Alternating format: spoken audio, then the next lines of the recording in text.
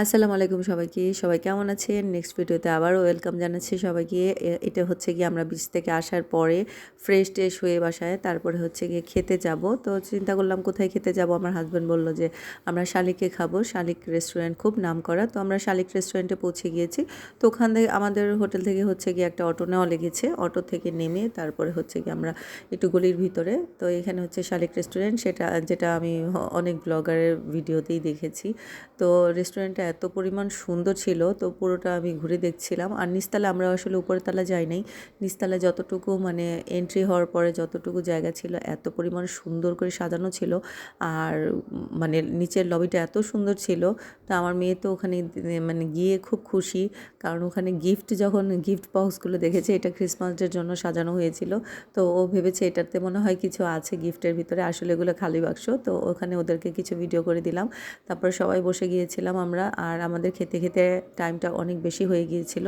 আর খাবার অর্ডার দেওয়ার পরে এত পরিমাণ সময় লেগেছিল, ওনারা বলেছিল 10-15 মিনিট, কিন্তু আমাদের প্রায় 1.25 ঘন্টা পরে খাবার দিয়েছে।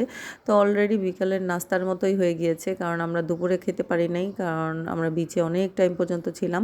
বিচ থেকে আসার পরে তারপর বাচ্চাদেরকে খাওয়ানো, আর বাচ্চারা যেহেতু বাইরের খাবার খাবে না, তো বাচ্চাদেরকে, আমারও বাচ্চা আছে, আমার হাজব্যান্ডের বন্ধুরও বাচ্চা আছে, তো এই দুজন বাচ্চাকে নিয়ে টেনশন ওরা কি খাবে না খাবে। সেগুলো আমরা খাওয়া দাওয়া কমপ্লিট করিয়ে তারপরে হচ্ছে কি বের হয়েছি। আর হচ্ছে কি এখানে আমরা হচ্ছে কি মোরগ পোলাও নিয়েছি। আর কক্সবাজারে একটা জিনিস খেয়াল করলাম, ওখানে বিরিয়ানি খুব কম সার্ভ করে, সেখানে নাকি পোলাও মাংসকে অ্যাড করে ওটা বিরিয়ানি হয়ে যায়। তো যাই হোক, এটা একদম সাথে সাথে রান্না করা ছিল, কারণ মাত্র পাতিলা নিয়ে আসছিল। তো আমাদের সেজন্যই আসলে ওয়েট করতে হয়েছে। তো আমি এক লোকমা আমার মেয়েকে দিয়েছি, ও খাবে না, তারপর ওকে দিয়েছি, ওকে আমি খাইয়েই তারপর নিয়ে আসছি। তো যাই হোক, এত পরিমাণ ধোয়া ওঠা গরম গরম পোলাও ছিল। পোলাওতে দেখলাম যে তারা মটরশুঁটি অ্যাড করেছে, তারপর কিশমিশ অ্যাড করেছে।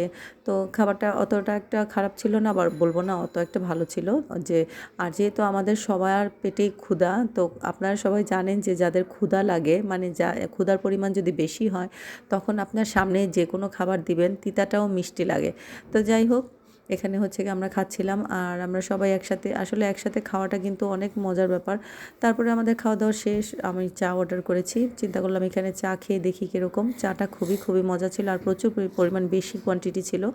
আর এখানে হচ্ছে গিয়ে বের হওয়ার সময় দেখলাম হালিম, তারপরে হচ্ছে গিয়ে মানে এখানে ফ্রাই করা জিনিসগুলো এখানে সরাসরি লাইভ কিচেন রেখেছে। তো এখানে সবাই হচ্ছে গিয়ে দাঁড়িয়ে দাঁড়িয়ে হচ্ছে অর্ডার করবে, অর্ডার করে তারপর ভিতরে বসে খেতে পারবে, এখানে দাঁড়িয়েও খেতে পারবে। তো আমাদের খাওয়া দাওয়া শেষ, আমরা হোটেলে পৌঁছে গিয়েছি। হোটেলের নিচেই এই জিপটা রাখা ছিল, জিপটা এত সুন্দর ছিল কালারটা। তো আমার বাচ্চারা বসে খুব এনজয় করছিল, 3জন বসেই। তো ওরা খুব মজা পেয়েছে এখানে বসে। তো আমরা আবার হোটেলে চলে আসলাম, তারপরে আবার নেক্সট ভিডিও আপনাদের সাথে শেয়ার করব। তো সবাই ভালো থাকবে।